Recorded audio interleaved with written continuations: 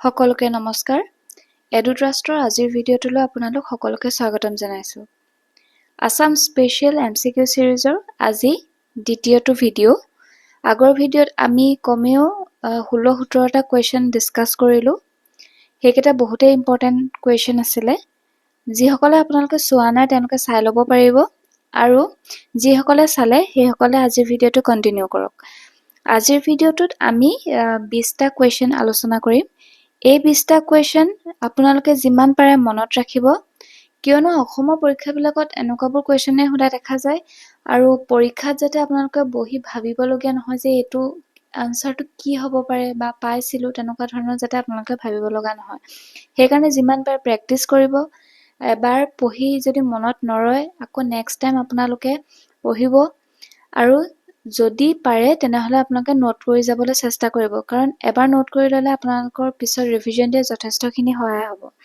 এতিয়া আহক আজিৰ ভিডিঅ'টো আৰম্ভ কৰো আজিৰ ফাৰ্স্ট কোৱেশ্চন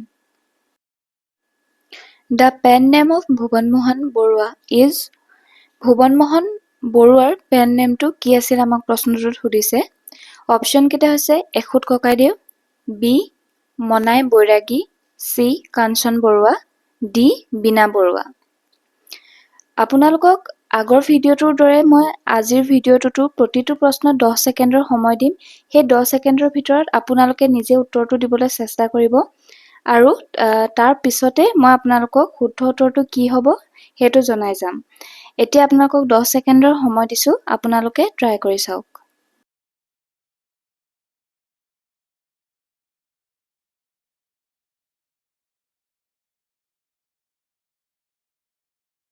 শুদ্ধ উত্তৰটো হৈছে অপচন সি কাঞ্চন বৰুৱাৰ প্ৰকৃত নামটো হৈছে ভুবন মোহন বৰুৱা ঠিক আছে এতিয়া আমি বাকি কেটা অপচনে এবাৰ চাই লওঁ আহক অপচন এ দিয়া আছে এখুত ককাইদেউ বুলিলে আমি কাক জানো বাৰু নবকান্ত বৰুৱাক হয়নে অপচন বি দিয়া হৈছে মনাই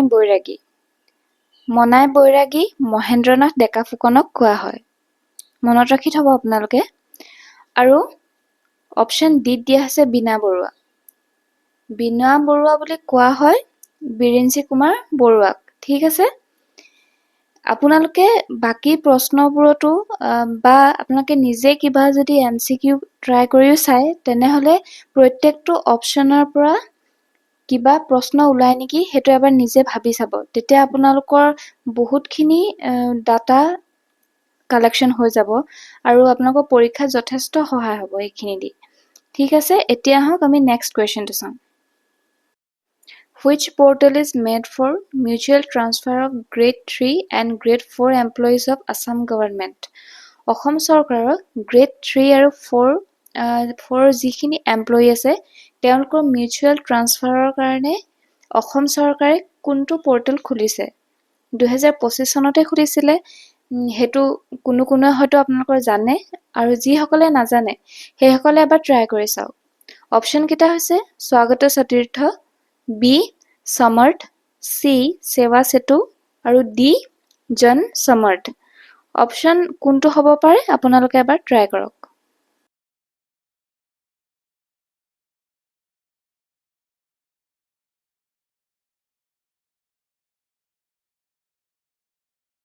শুদ্ধ উত্তৰটো হৈছে অপচন এ স্বাগত সতীৰ্থ এই পোৰ্টেলটো অসম চৰকাৰে খুলিছিলে গ্ৰেড 3 আৰু 4 পোষ্টৰ যিখিনি এমপ্লয়ী তেওঁলোকৰ মিউচুৱেল ট্ৰান্সফাৰৰ সুবিধা হোৱাকৈ next question Which Indian state did not share boundary with Assam? অসমৰ লগত ভাৰতৰ কোনখন ৰাজ্যই সীমা শ্বেয়াৰ নকৰে অপচন কেটা হৈছে west Bengal Manipur Sikkim Mizoram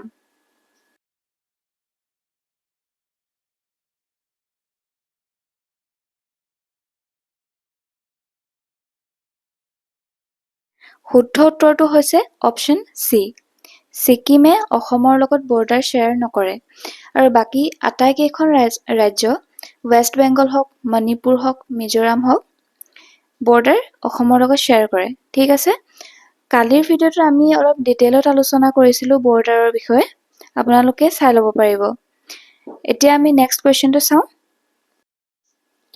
Assam Accord was signed in which year? Assam চুক্তি কেতিয়া স্বাক্ষৰিত হৈছিল? অপশ্যন কেইটা দিয়া হৈছে 1985, 1990, 1978, 1992.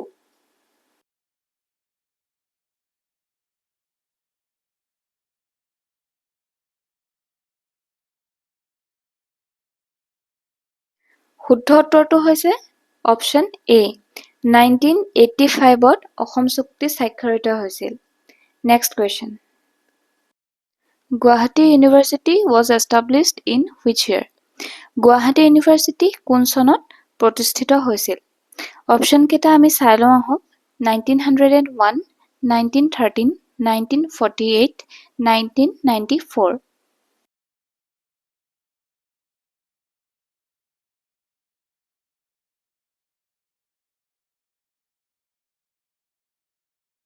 শুদ্ধ উত্তৰটো কি হ'ব আপোনালোকে নিশ্চয় ধৰিব পাৰিছে। শুদ্ধ উত্তৰটো হৈছে অপশ্যন চি 1948ত গুৱাহাটী ইউনিভাৰ্চিটি এষ্টাব্লিছ হৈছিল। গুৱাহাটী ইউনিভাৰ্চিটিৰ লগতে আপোনালোকে আৰু 2-3খন ইউনিভাৰ্চিটিৰ কথা জানি থওক।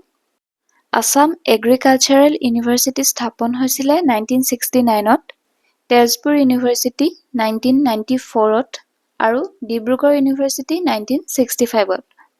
পৰাপক্ষত গোটেইকেইখন ইউনিভাৰ্চিটিৰ এষ্টাব্লিছ হোৱা ইয়েৰটো আপোনালোকে মনত ৰাখি থ'ব। এতিয়া আহক আমি পিছৰটো কুৱেশ্যন চাওঁ।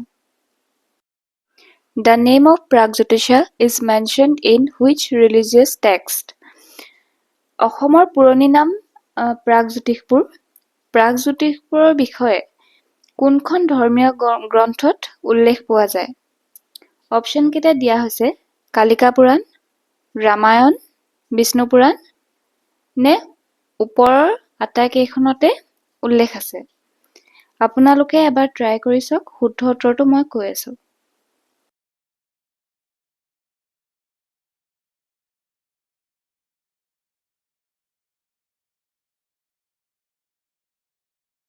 শুদ্ধ উত্তৰটো হৈছে option D all of the above. ওপৰৰ আটাইকেইখন ধৰ্মীয় গ্ৰন্থতে প্ৰাগজ্যোতিষপুৰৰ নামটো উল্লেখ আছে। Next question Bhattadev university is in which district of Assam? Bhattadev ইউনিভাৰ্চিটিখন অসমৰ ক'ত আছে? অপশ্যন কেইটা হৈছে বজালী, নগাঁও, মৰিগাঁও, শিলচৰ।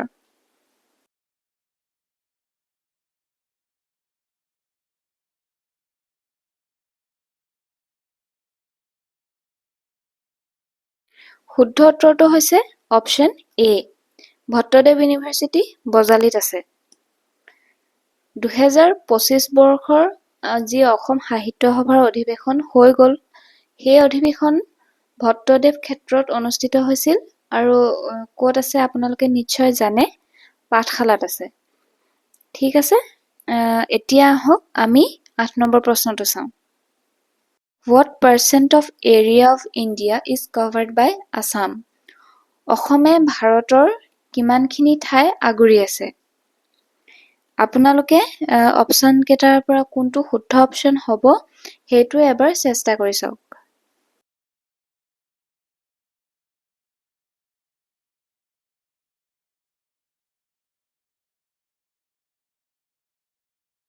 শুদ্ধ উত্তৰটো হৈছে option B 2.3% area of India is covered by Assam. ঠিক আছে, next question Who is the author of the book ফৰিংবোৰে বাটৰ কথা জানে? অপশ্যন কেইটা হৈছে দীপক কুমাৰ শৰ্মা, সমীৰ তাঁতী, জ্যোতি প্ৰসাদ আগৰৱালা, অনুৰাধা শৰ্মা পূজাৰী।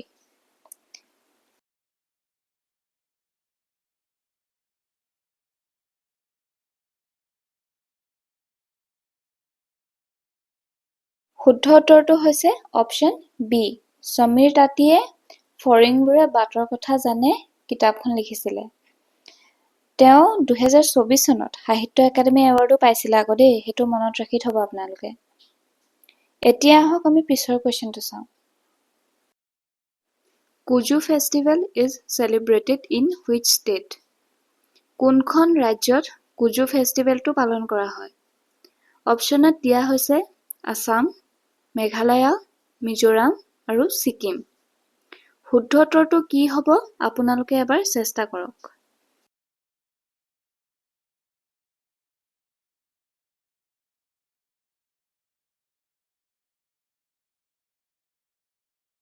শুদ্ধ উত্তৰটো হৈছে অপচন ডি সিকিমত কুজু ফেষ্টিভেল সেলিব্ৰেট কৰা হয়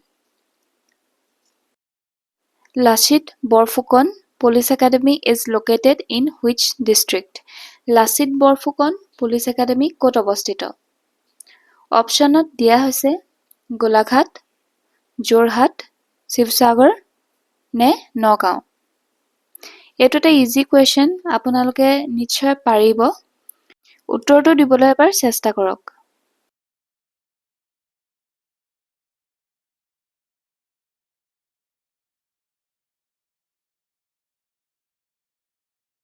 শুদ্ধ উত্তৰটো হৈছে অপচন এ গোলাঘাটৰ দেৰগাঁৱত লাচিত বৰফুকন পুলিচ একাডেমী অৱস্থিত এতিয়া আহক পিছৰটো কুৱেশ্যন চাওঁ উত্তৰাখণ্ডৰ Ramayana was written by whom উত্তৰাখণ্ডৰ ৰামায়ণ কোনে লিখিছিলে অপচন কেইটা হৈছে মাধৱদেৱ শংকৰদেৱ অনন্ত কণ্ডলী নে Ram Saraswati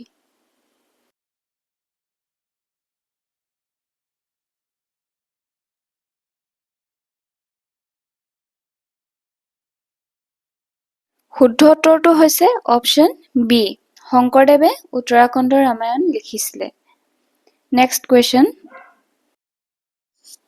Who was the first editor of Arunodoi এইটো এটা কমন কুৱেশ্যন কিন্তু ইম্পৰ্টেণ্ট হয় অপচন কেইটা আমি চাই লওঁ আহোঁ Nathan Brown William Robinson Oliver Thomas Cutter William Carey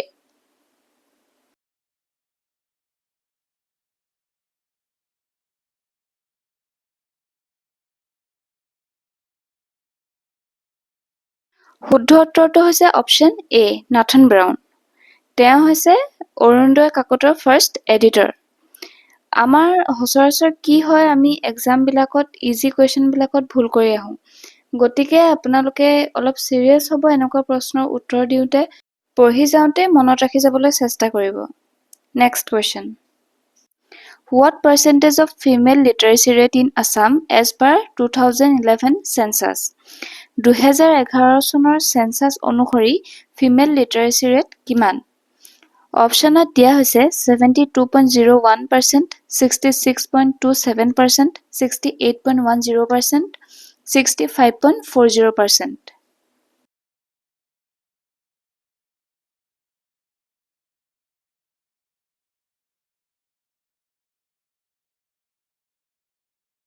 শুদ্ধ উত্তৰটো হৈছে অপচন বি 66.27%. এই কুৱেশ্যনটোৰ লগত ৰিলেটেড আৰু কেইটামান ডাটা আপোনালোকে মনত ৰাখি থওক টোটেল লিটাৰেচি ৰেট আছিলে 72.19% আৰু মেল লিটাৰেচি ৰেট হৈছে 77.85%. ঠিক আছে এতিয়া আহক আমি পিছৰটো কুৱেশ্যন চাওঁ Which is not the theme of Assam Budget 2025-26? তলত উল্লেখিত কোনটো থিম আসাম বাজেট 2025-26ৰ উল্লেখিত নাই অপচন কেইটা আমি চাই লওঁ আহক অপচন এ দিয়া আছে green budget option B gender budget C child budget D sustainable development budget শুদ্ধ উত্তৰটো কি হ'ব পাৰে আপোনালোকে 10 ছেকেণ্ডৰ ভিতৰত ট্ৰাই কৰক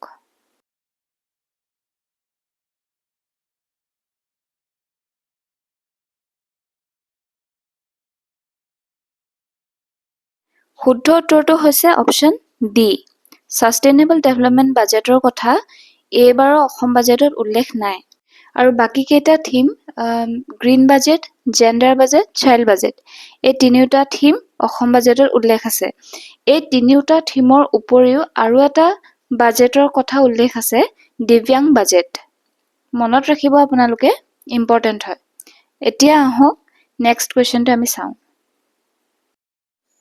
Assam produces what percent of India's muga silk? অসমে ভাৰতৰ মুগা সিল্কৰ কিমান শতাংশ প্ৰডিউস কৰে অপচন কেইটা আমি চাওঁ আহক অপচন এ দিয়া আছে 95%, option B 97%, option C 99%, option D 96%।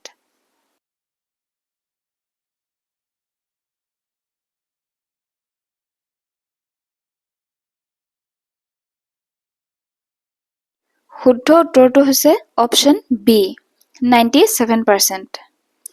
মুগা চিল্কৰ 97% অসমে প্ৰডিউচ কৰে আৰু এৰী চিল্ক প্ৰডিউচ কৰে 65%। দুয়োটাই মনত ৰাখিব। Under which article of the Indian Constitution a special provision is made for the state of Assam?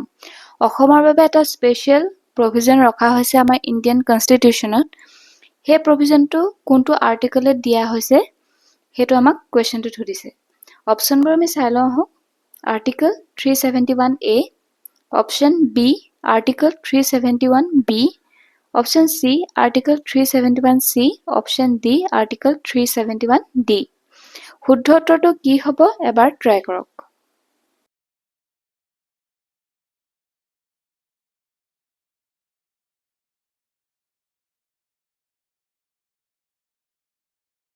শুদ্ধ উত্তৰটো হৈছে অপশ্যন বি। আৰ্টিকল 371Bত স্পেচিয়েলি অসমৰ বিষয়ে উল্লেখ আছে। Next question. Medam Mephi is observed on.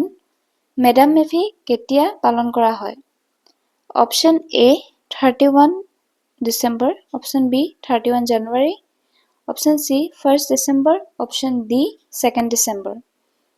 শুদ্ধ উত্তৰটো কি হ'ব পাৰে সেইটো নিশ্চয় আপোনালোকে জানে, তথাপি আপোনালোকক 10 ছেকেণ্ডৰ সময় দিছোঁ, তাৰপিছত মই উত্তৰটো কৈ আছোঁ।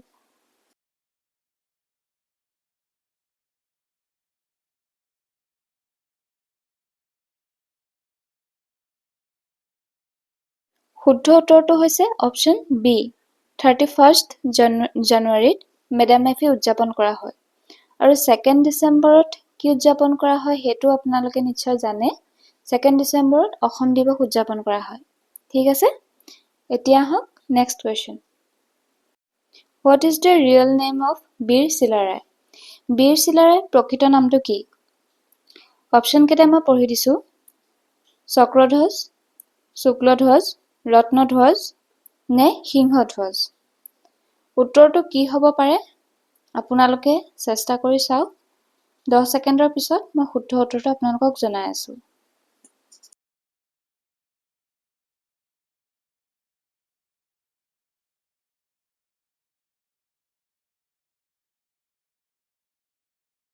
শুদ্ধ উত্তৰ হৈছে অপশ্যন বি। শুক্লধ্বজ হৈছে বীৰ চিলাৰায় প্ৰকৃত নাম। মনত ৰাখিব আপোনালোকে। এতিয়া আহক আমি শেষৰটো কুৱেশ্যন চাওঁ। In which year the Assam Sahitya Sabha conferred Lakshminath Bejbarua the title Rasaraj? Lakshminath বেজবৰুৱাক ৰসৰাজ টাইটেলটো অসম সাহিত্য সভাই প্ৰদান কৰিছিলে, সেইটো আপোনালোকে জানে, কিন্তু কোন চনত প্ৰদান কৰিছিলে সেইটো আমাক প্ৰশ্নত সুধিছে। এবাৰ আপোনালোকে চেষ্টা কৰি চাওক, তাৰপিছত মই শুদ্ধ উত্তৰটো আপোনালোকক 10 ছেকেণ্ডৰ পিছত জনাই আছোঁ।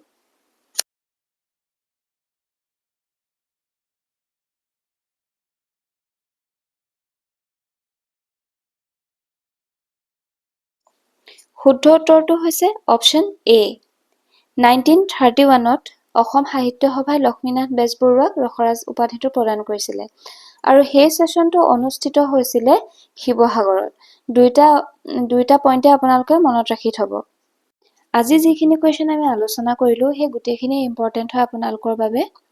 এই ছিৰিজটোত আমি এনেকুৱা ধৰণৰ কুৱেশ্যনে আলোচনা কৰি যাম, কাৰণ এইখিনি প্ৰশ্ন প্ৰায় পৰীক্ষাত অহাৰ সম্ভাৱনাটো বেছি।